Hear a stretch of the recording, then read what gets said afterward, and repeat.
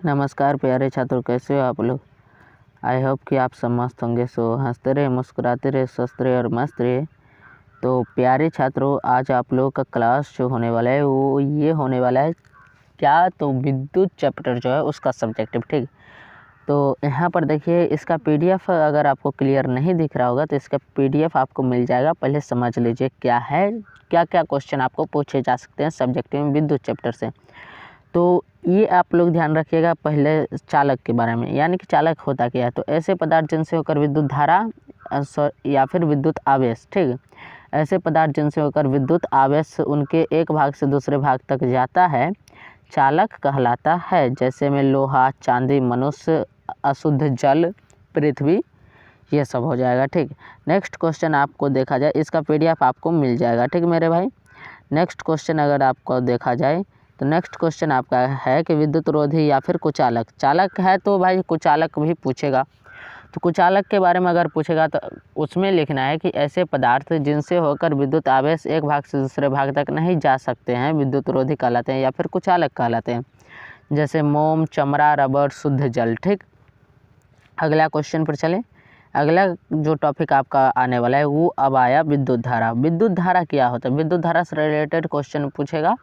तो उससे पहले विद्युत धारा, तो विद्युत धारा अगर पूछेगा विद्युत धारा क्या है या फिर विद्युत धारा से आप क्या समझते हैं, तो उसमें लिखना ये है कि किसी चालक पदार्थ में किसी दिशा में दो बिंदुओं के बीच आवेश को व्यवस्थित प्रवाह, आवेश के व्यवस्थित प्रवाह को क्या कहते हैं, विद्युत धारा कहते हैं।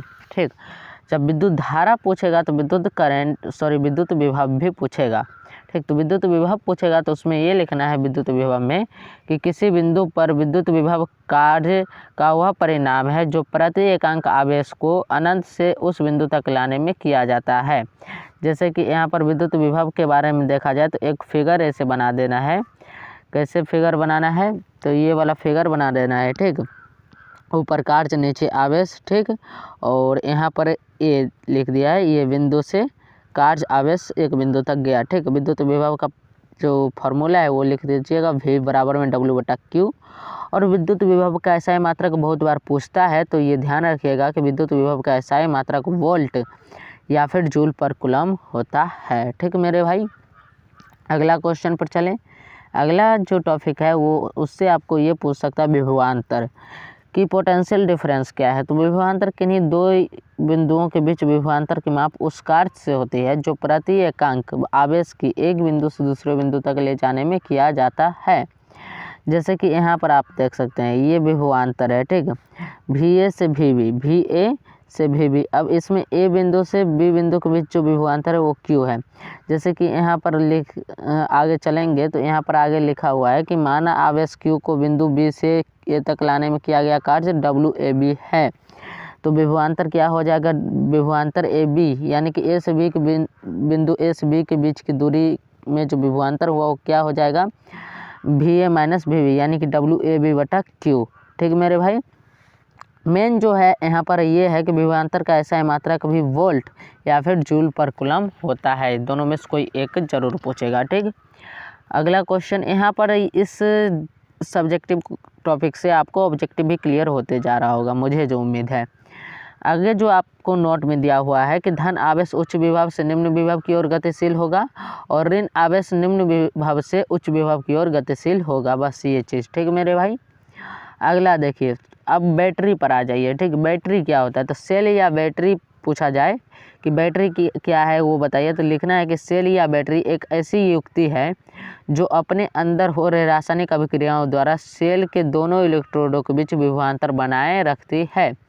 सेलों को सामूहिक व्यवस्था, सेलों की सामूहिक या फिर कहिए समूहित व्यवस्था को ही क्या कहते हैं, बैटरी कहा जाता है। जैसे यहाँ पर एक चीज़ आप देख सकते हैं। ठीक, ये एक सेल है। ठीक, लेकिन यही 3 सेल अगर टॉर्च में आप देखते होंगे तो 3 सेल लगा होता है। टॉर्च में जो लगता है वो 3 सेल लगता है, 1 2 3, तो वो बैटरी कहलाता है। ठीक, सेल अकेला होता है लेकिन बैटरी समूह में होता है। समझ में आ गया। अगला क्वेश्चन पर चलें। अगला टॉपिक जो है वो है विद्युत परिपथ। तो विद्युत परिपथ से आप क्या समझते हैं, ये क्वेश्चन अगर पूछे तो उसमें लिखना है कि जिस पथ से होकर विद्युत धारा का प्रवाह होता है उसे विद्युत परिपथ कहते हैं। किसी विद्युत परिपथ के विभिन्न अवयवों की व्यवस्था को उनके प्रतीकों द्वारा दर्शाने वाले आरेख को परिपथ आरेख कहते हैं। दोनों टॉपिक हो गया। और विद्युत परिपथ का ये चित्र आप लोग बना दीजिएगा, ठीक मेरे भाई। अब ये कुछ प्रतीक है विद्युत परिपथ से रिलेटेड, जैसे कि विद्युत परिपथ के अवयव एवं प्रतीक है, तो उसमें सेल यानी कि बैटरी, सेल का चिन्ह ये वाला, ठीक, और बैटरी का चिन्ह ये वाला, ठीक। वहीं पर तार संधि की चित्र पूछेगा तो ये वाला, ये ऑब्जेक्टिव से रिलेटेड है, ऑब्जेक्टिव में ये क्वेश्चन आ सकता है, ठीक। वहीं पर खुली पलक कुंजी पूछेगा तो ये वाला चित्र, बंद पलक कुंजी पूछेगा तो ये वाला चित्र। ये जो आपको दिया हुआ है ना फिगर, ये हम PDF में प्रोवाइड कर रहे हैं, तो आप लोग टेलीग्राम पर ज्वाइन हो जाइए, PDF आपको मिल जाएगा, ठीक है। अगला जो क्वेश्चन है वो देखिए, अगला क्वेश्चन है कि विद्युत धारा की प्रबलता से रिलेटेड। ये क्वेश्चन अगर पूछेगा तो वहाँ पर लिखना है कि किसी चालक के किसी अनुप्रस्थ काट को पार करने वाली विद्युत धारा की प्रबलता उस अनुप्रस्थ काट से होकर प्रति एकांक समय में प्रवाहित आवेश का परिणाम है, यानी कि I बराबर Q/T, ये विद्युत धारा की प्रबलता है, ठीक है। जहाँ I क्या है, विद्युत धारा, I यानी कि विद्युत धारा का ये सूत्र हो गया आवेश बटा समय, ठीक। विद्युत धारा का सूत्र क्या हो जाता है, आवेश बटा समय। I = Q/T का मतलब क्या हो गया, I का मतलब विद्युत धारा, Q का मतलब आवेश, और T का मतलब क्या हो जाएगा, समय, ठीक। तो या फिर आप Q बराबर IT बोल सकते हैं, ये भी आपको नीचे में लिखा हुआ है, ठीक। अगला क्वेश्चन पर चलें। यहाँ पर एक चीज़ और दिया हुआ है कि विद्युत धारा का SI मात्रक क्या होता है, एम्पियर या फिर के जूल पर सेकंड, क्या, एम्पियर या फिर जूल पर सेकंड।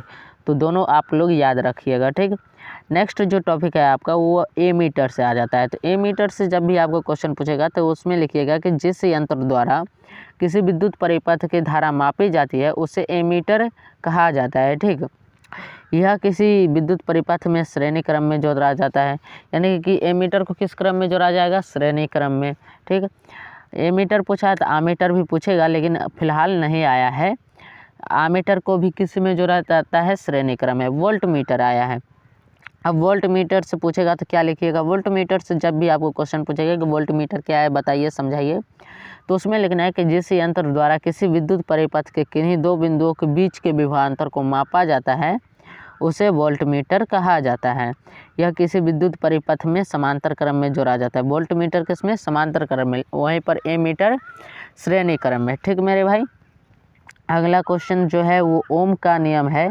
तो ओम के नियम से बहुत बार क्वेश्चन आया है, तो उससे पहले जान लो ओम का नियम है क्या। तो 1826 ईस्वी में जो है जर्मन वैज्ञानिक जॉन साइमन ओम जो है उन्होंने क्या किया था, किसी चालक से सिरों पर लगाए गए विभवांतर तथा उन्हें प्रवाहित होने वाली विद्युत धारा का संबंध को एक नियम से व्यक्त किया था, जिसे ओम का नियम कहते हैं। सॉरी भाई। तो ओम के नियम को अगर पूछा जाए तो ओम के नियम ये लिखना, ठीक मेरे भाई। यहाँ जो है ओम का नियम, मेन ओम का नियम ये है कि यदि किसी चालक के ताप में परिवर्तन न हो तो उसमें प्रवाहित विद्युत धारा उसके सिरों के बीच आरोपित विभवांतर के समानुपाती होता है, यानी कि I समानुपाती होता है V के, यानी कि I बराबर V/R। ये ओम का नियम है, जहाँ पर R क्या हो जाता है, जहाँ पर R एक नियतांक है जिसे चालक का प्रतिरोध कहते हैं। समझ आएगा। अब प्रतिरोध आया तो प्रतिरोध के बारे में थोड़ा सा जान लो, हो सकता है प्रतिरोध क्या है, प्रतिरोध से आप क्या समझते हैं, ये क्वेश्चन पूछ दे। तो प्रतिरोध के बारे में समझने के लिए यहाँ पर जब भी प्रतिरोध से क्वेश्चन पूछे तो उसमें लिखना है कि किसी पदार्थ का वह गुण जो उससे होकर धारा के प्रवाह का विरोध करता है वह उस पदार्थ का क्या कहलाता है, विद्युत प्रतिरोध या केवल प्रतिरोध कहलाता है, ठीक। प्रतिरोध बराबर क्या होता है, तो R बराबर V/I, ठीक। प्रतिरोध का SI मात्रक ओम होता है, ठीक। समझ में आ गया। यहाँ पर देख लो भाई, क्लियर लिखा हुआ है कि प्रतिरोध का SI मात्रक ओम होता है, समझ में आ गया। अब कुछ टॉपिक है कि प्रतिरोध किस पर निर्भर करता है, ठीक। तो अगर पूछे कि किसी चालक तार का प्रतिरोध किस पर निर्भर करता है, तो उसमें देना है तार की लंबाई पर, तार की मोटाई पर और तार के अनुप्रस्थ काट पर, ठीक। तो एक बारी बारी से जो है इसको पढ़ लिया जाए। तार की लंबाई पर प्रतिरोध निर्भर करता है कैसे, तो किसी तार का प्रतिरोध R उसकी लंबाई L के समानुपाती होता है, R समानुपाती L, ठीक है। तार की मोटाई पर कैसे ये निर्भर करता है प्रतिरोध, तो उसमें लिखना है इसमें जान लीजिए कि किसी तार का प्रतिरोध R उनके अनुप्रस्थ काट के क्षेत्रफल 1 से विद्युत कर्मानुपाती होता है, यानी कि R प्रोपोर्शनल टू 1/A।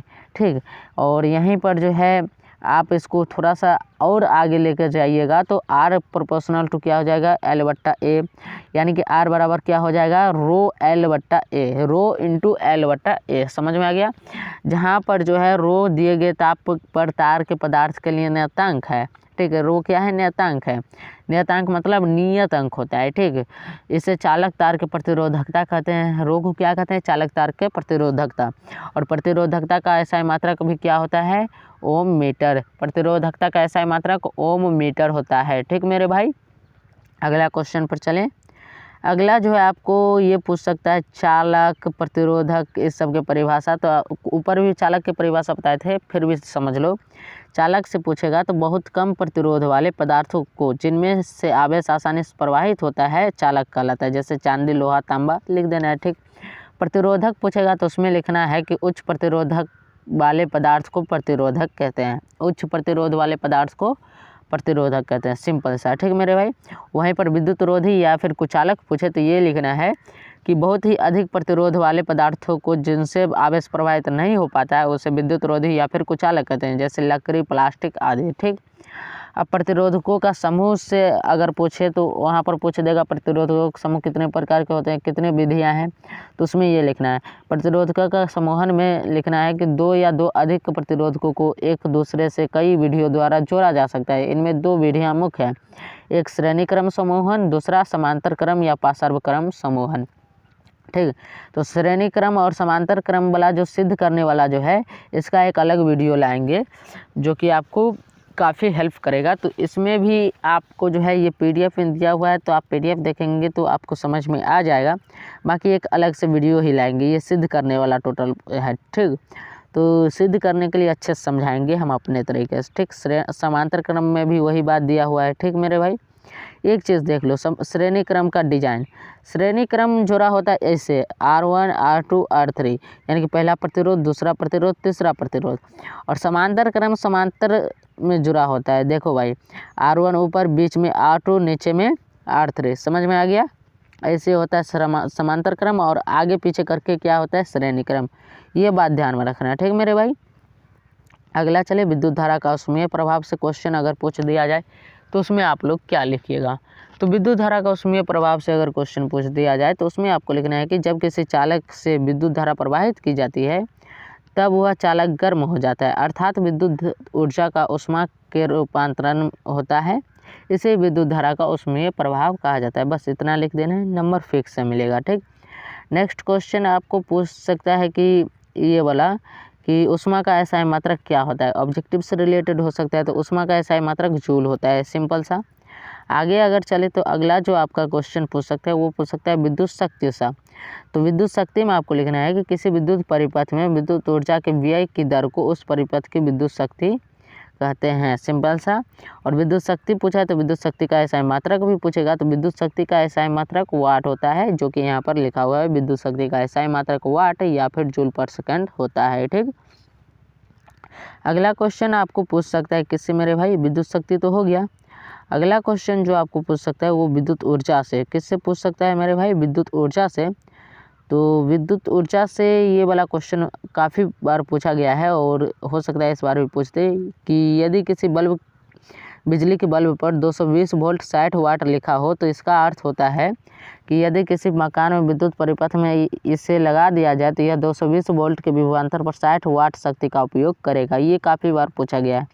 ठीक, तो इस लाइन को ध्यान में रखिएगा। ठीक, तो यहाँ पर विद्युत शक्ति के बारे में थोड़ा और जान लिया जाए विद्युत ऊर्जा के बारे में। तो विद्युत ऊर्जा घरेलू तथा व्यावसायिक उपयोग के पठन के लिए जो है एक दूसरे के मात्रा का उपयोग होता है, जिसे किलोवाट घंटा कहते हैं। ठीक, 1 यूनिट बराबर 1 किलोवाट घंटा होता है। ठीक मेरे भाई, और 1 यूनिट बराबर 1 किलोवाट घंटा, और 1 किलोवाट घंटा में 3.6 गुना 10⁻6 जूल क्या होता है, ऊर्जा होता है। ठीक मेरे भाई, अगला जो आपका क्वेश्चन पूछ सकता है वो पूछ सकता है विद्युत तापक से। ठीक, तो विद्युत तापक से क्वेश्चन पूछे तो उसमें लिखना है कि विद्युत तापकों में नाइक्रोम के तार की कुंडली विद्युत रोधी पदार्थ के आधार पर फैली रहती है।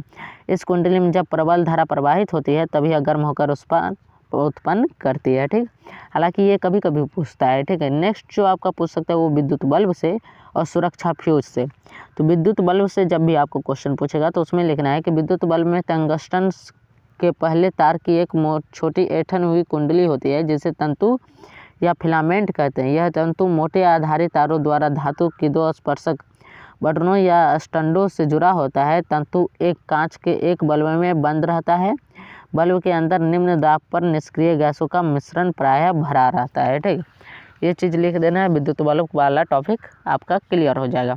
और लास्ट जो आपका पूछ सकता है वो सुरक्षा फ्यूज से क्वेश्चन पूछ सकता है। ठीक, तो सुरक्षा फ्यूज से जो ही क्वेश्चन पूछेगा तो उसमें आप ये लिखिएगा कि बिजली के उपस्करों तथा मकानों में बिजली की धारा ले जाने के लिए जो परिपथ बनाया जाता है उसमें कांच की नली या चीनी मिट्टी या एक तरह के प्लास्टिक से ढके उपकरण होते हैं जिन्हें विद्युत फ्यूज कहा जाता है। सिंपल सा। ठीक मेरे भाई, और बाकी क्वेश्चन हुआ एंड। यहाँ तक क्लास की हो भाई तो ऑब्जेक्टिव सब्जेक्टिव का सेशन चल ही रहा है, आप पूरा करते रहिए।